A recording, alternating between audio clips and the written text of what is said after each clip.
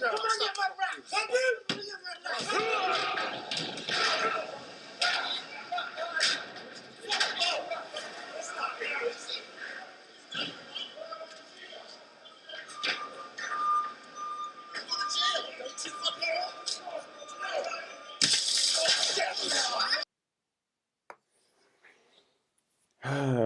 man, oh man.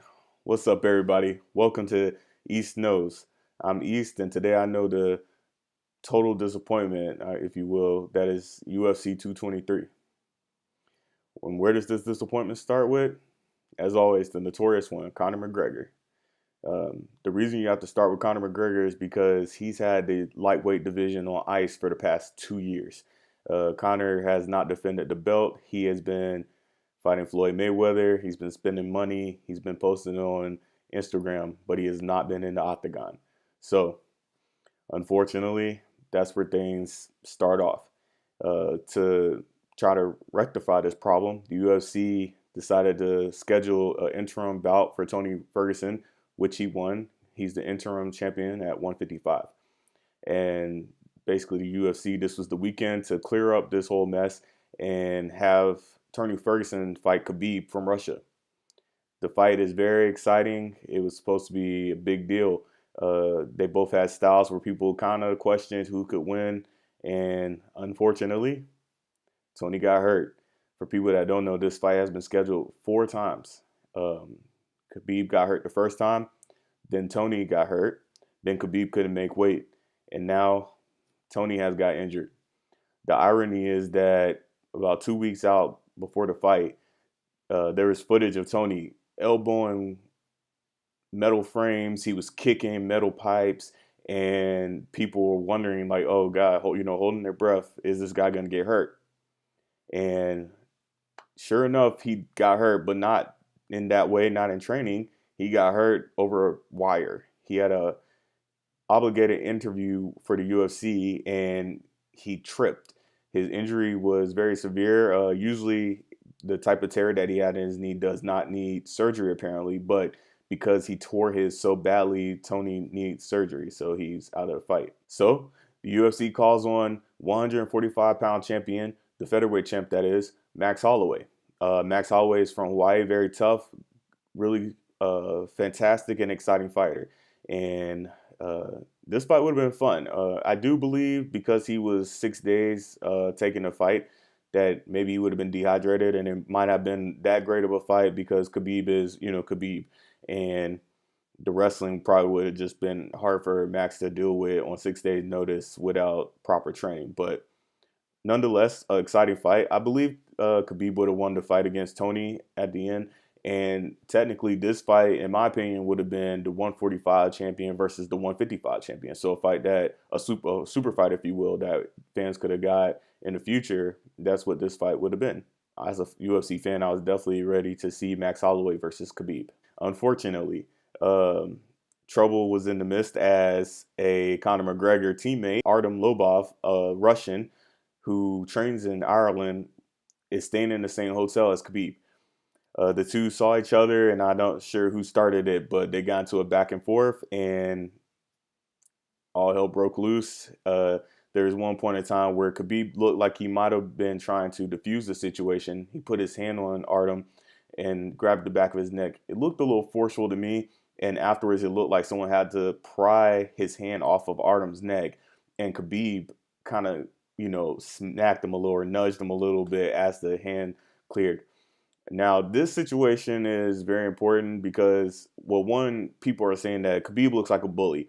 Khabib's known to travel from Dagestan with an entourage of other Russians. Usually he trains in AKA in Northern California, and he brings an entourage with him there. So he's always known to have people with him.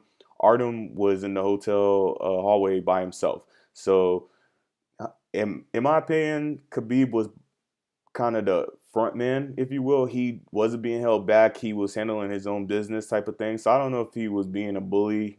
People could say that though, but Khabib definitely was in the front, like not trying to be held back. So I give Khabib a little credit for, handling his own business, but I think the true beef is because of him and Conor. So what's the aftermath of all this? Well, Conor McGregor and a lot of his entourage come from Ireland, and they looked for Khabib, and they went and rushed Barclays Center in Brooklyn, where a lot of fighters were doing media day obligations, and somehow they got into the building and they just rushed the place. And Connor started throwing trash cans. He's throwing chairs. You see his entourage doing the same. They're smacking Khabib's bus as the driver's trying to drive away. And Conor McGregor picks up a dolly, chucks the dolly into the bus, and breaks a window. It's total chaos. There's some type of theories that maybe Connor was allowed to go in there or he had some special access. I think because Artem is or was on this card, he had access to anything in the building. So if he can bring his entourage, everyone else can, right? So I don't know about the whole conspiracy theory, if you will, but it was a mess. So what's the aftermath? Of course, NYPD put out an arrest warrant for Mr. McGregor, and he turned himself in. Ended up having a court hearing, and instead of spending time in a octagon cage, he was in the jail cage. So yeah, it sucks because we've been waiting for Conor to come back. It's just a total mess. And so him and the buddy, they both got in trouble. There's $50,000 for bail put on them, and then also uh, I heard the judge say that they have restraining orders basically put on them, so they can't go near Ray Borg. They can't go near Michael Chiesa, two fighters that got injured, unfortunately, in this whole thing. It's all fun and games. It's all funny until someone gets hurt. And Michael Chiesa got cut badly with glass. He had to go straight to the doctors and probably get stitches. And his fight against Anthony Pettis got canceled. Ray Borg, as previously mentioned, also got injured in this whole fiasco, so he also will not be able to fight. So, if all of this wasn't bad enough for UFC 223, Dana White, and just fight fans like me in general, more tragedy struck as Max Holloway was deemed unfit to fight. The doctor said that the weight cut process was unhealthy for him. So even though him and his team asked to continue with the weight cut process, they were told that they weren't allowed to continue. It was unhealthy, and I'm not sure what is considered why they deemed him unhealthy or unfit to continue, but he won't be able to fight, and it's a shame. So what does the UFC do? They call upon Showtime Pettis. Showtime Pettis' opponent was Michael Chiesa. Chiesa got injured because of Conor throwing the dolly. He was right next to that window, and Pettis was next in line for this fight. Uh, Pettis is an exciting fighter, one of my favorite fighters. He's known for the Showtime kick. He jumped off the fence or the cage like a ninja and kicked the guy in the face. So yeah, he's an exciting fighter. However, I did have some worries about that fight just because if you've seen the Rafael dos Anjos fight versus Showtime, Pettis, he's had problems with wrestlers in the past, so Khabib probably would have mauled him, let's be real. But you never know, and it's still a big name, still something that could have brought a lot of attention to the card for pay-per-views at least, and yeah, it's something I would have wanted to see. However, we won't be seeing Anthony Pettis versus Khabib because one of two reasons. I'm not sure, but speculation is that Pettis asked for $1 million to step in and fight for the championship. I'm not sure if this is true, but he wants to be paid his worth as a former champion, I'm assuming, and so he didn't take the fight for that reason. Or another rumor is that they took the scales away, so he wasn't allowed to re-weigh himself. Apparently, he came in at 155.2 when he weighed in for his fight against Chiesa. And so, because he weighed point 0.2 over, he's supposed to be under New York rules, be allowed to cut the weight within 2 hours. But they said that the scale was taken away, and he was not permitted to do this. So I'm not sure what happened with that fight. That brings us to the one winner in this whole situation, Mr. Alec Quinta. Alec Quinta was supposed to fight Mr. Felder in the fight, the Irish Dragon, and this was supposed to be a very exciting fight also that hyped this card up. And yeah, but he got the call. So he's the big winner in all this because he was far away from, I would say far away anyway, from title contention. He's definitely one of the top tens, but I'm not sure exactly where he's ranked. But he's not the first name that people were thinking of for a title fight. And Maybe he gives Khabib a good fight. Maybe it's exciting. I'm not sure, but yeah, I know he's happy about all this, even though he's probably sad for the fighters. I'd be excited if it was me. Like, he gets to jump ahead and take the title fight.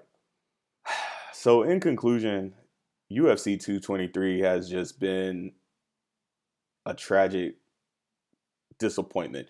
Um, it was supposed to be one of the best cards of the year, maybe one of the best lineups ever, and because of two injuries and because of Mr. McGregor, it's just been turmoil.